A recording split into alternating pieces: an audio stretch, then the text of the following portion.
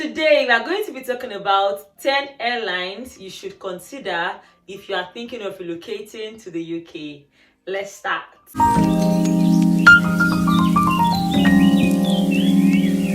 Hey beautiful people, if you're watching me for the first time, my name is Ada and I'm also known as the Legal Pepe. You can reach me through my IG or my email address. And to my returning subscribers, thank you so much. I see your comments, I see your likes, your shares. Please keep up the good work. This channel is for relocation and lifestyle. So if any of that interests you, then stick around. We are going to be going straight to the topic for today. The first airline I'll be talking about is British Airways. That's a given. Like, that was my number one choice. And the reason is simple. With British Airways, you get to move from Nigeria to the UK in 6 hours only. By the way, I know that there are people from other countries watching this video, but I'm going to be talking more about Nigeria to the UK because that is my lived experience. So when I was thinking of relocating, British Airways, as I said, was my only option. I had gone on the site and the price was amazing for me because as at then I was trying to book like 4 months before my travel date. But the truth is, my relocation journey is an extremely unique one. I have not shared the nitty-gritty of my relocation journey with you all. Don't worry, when I'm ready to, I'll share. But it was such a unique one. So I could not meet up with the idea of flying with British Airways, and I ended up flying with another airline. I will give you that gist as the video progresses. For British Airways, if you're thinking of flying with them, please book months ahead. But if money is not a problem and you are not traveling on a budget, you can calm down, and whenever you're ready to travel, you book your flight and you move. So I love the fact that with British Airways, in a short time, you arrive the UK. And another unique thing about flying with British Airways is that they make use of Terminal 5. For those who don't know what that is, there are various terminals that you are supposed to pass through as you arrive the UK. The popular one, which almost every airline will pass through, is called Terminal 3. That's why if you've seen some videos about Japa, you will see that in that terminal there are lots of people. You must have heard about the so-called long queue, and that is usually at Terminal 3. But Terminal 5 is devoted to people that fly with British Airways. What that means is, if you fly with British Airways, you won't have to stay long like your peers who would have flown with other airlines. So that makes British Airways very unique. And also with British Airways, you would most likely fly at night and you would arrive the UK in the morning and start your day.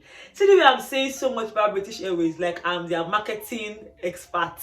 I think it's because it still pains me that I did not fly with British Airways, but then again, I still have other opportunities to fly in grand style with British Airways. So I'm done talking about British Airways. We have to move over to the second airline. Now the second airline will be Virgin Atlantic Airways.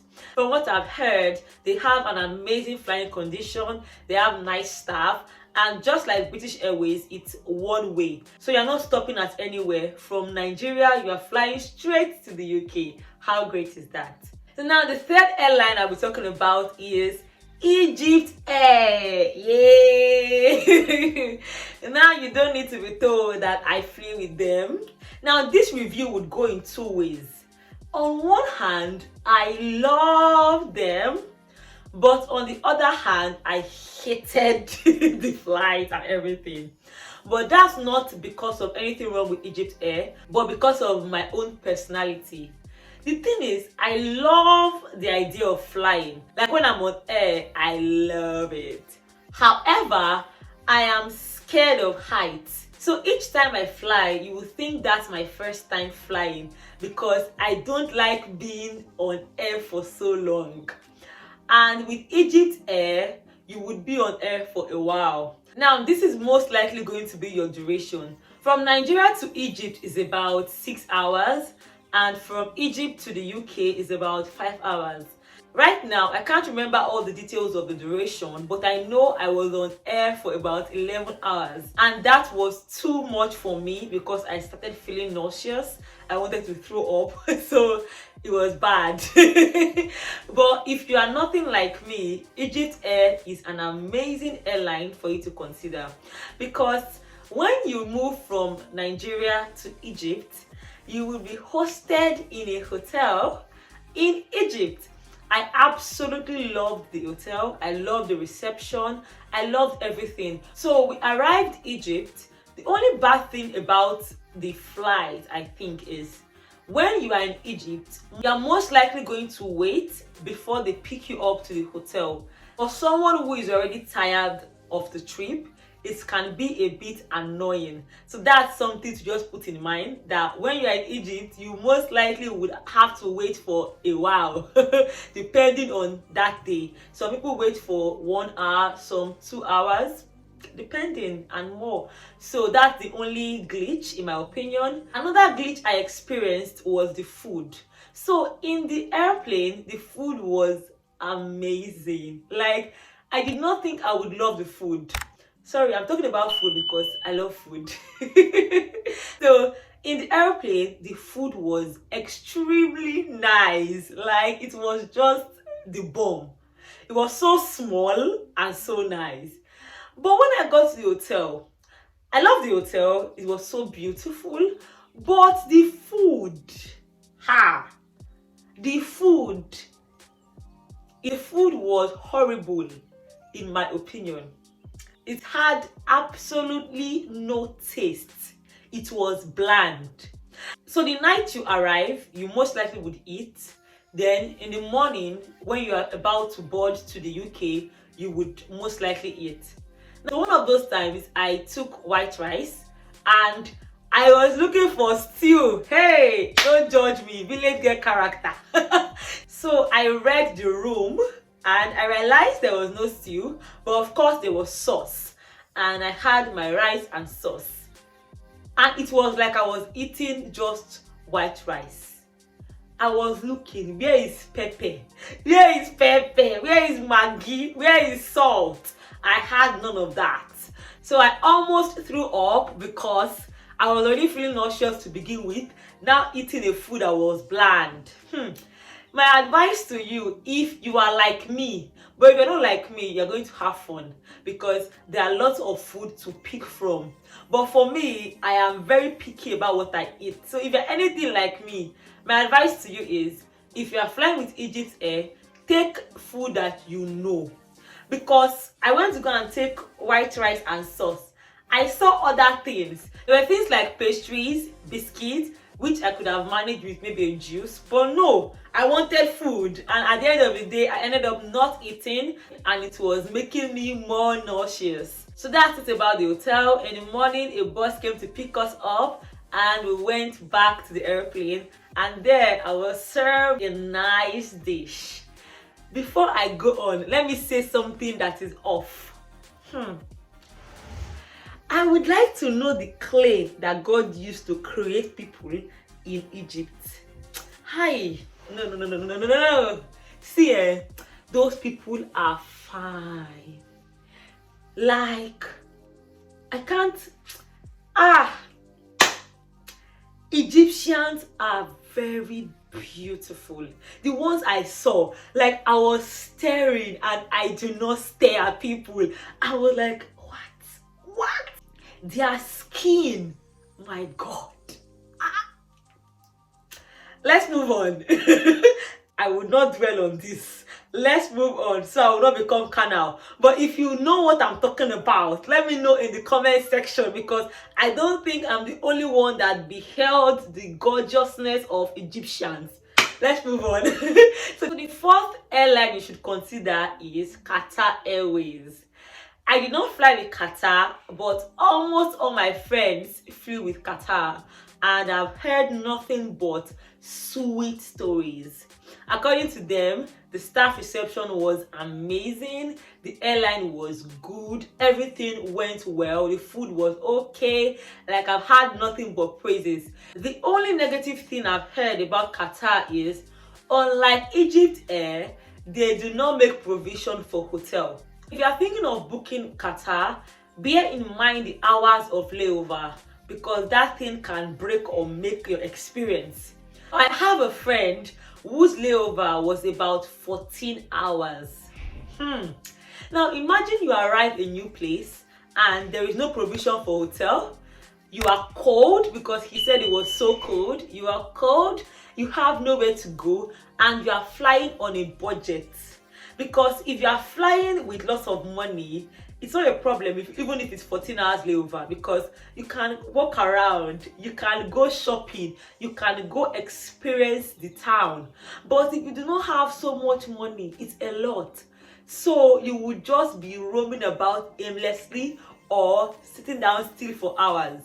That's not a very nice experience for a first-time traveler, in case you are. So when booking Qatar, please consider the layover. They have flights with shorter layovers. So when booking, ensure yours is short, unless you do not mind.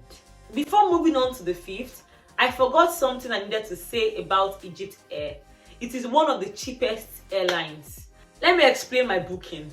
I got my visa today, Monday, and I flew on Wednesday. So I had absolutely no time for anything. I had to book my flight the next day I got my visa. At that point, the prices for most airlines were ridiculous. British Airways was speaking in millions, but Egypt Air was extremely affordable. Qatar is also affordable, depending on what affordable means to you. Now the fifth airline, which is also affordable, is Kenyan Airways. I do not have any experience about Kenyan Airways.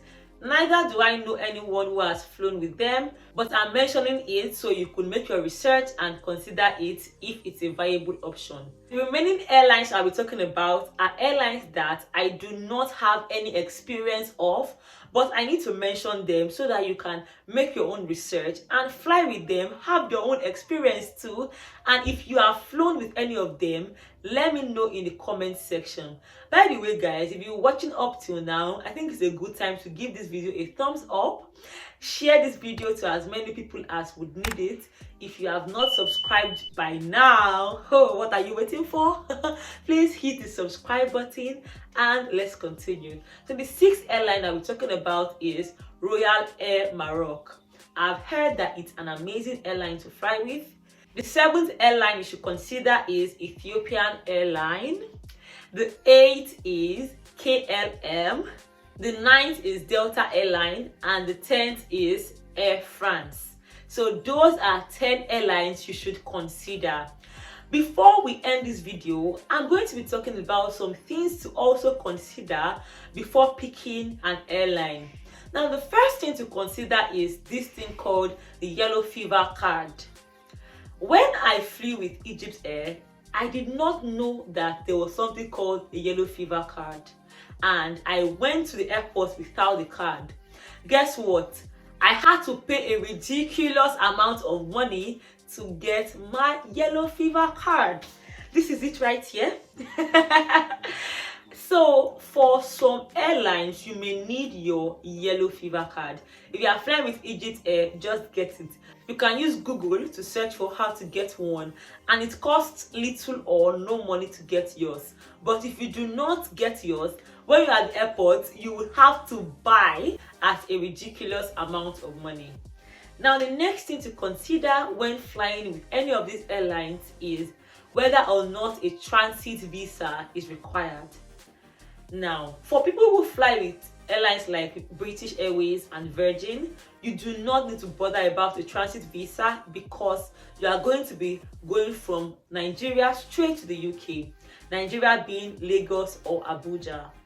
But if you are going to use any airline where there will be stops, you would have to check if in those airlines you would require a transit visa.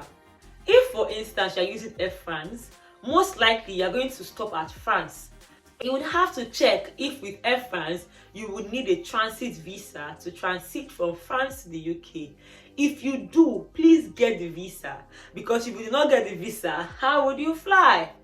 But a lot of airlines I know do not require a transit visa. At least I know that for Egypt Air, they do not require a transit visa. Make your own research if the airline you are trying to use would require a transit visa. Now, the final thing to consider when you're thinking of an airline is the COVID requirements. Thankfully, the world has eased down on lots of conditions to fly. When I was flying, there were lots of things like red lists, amber countries, and I know that right now it still exists, but at a minimal level. So when flying, consider the COVID restrictions if there are. Consider these things because they matter. From what I know currently, you do not need to get vaccinated in order to fly. But before you fly, make your own research and confirm if that is the situation at the time. So that's it about the airlines you need to consider. I hope you've enjoyed this video, and more importantly, you have learned as much as you can. Please make sure you give this video a thumbs up, as I said earlier, and subscribe if you have not done so already.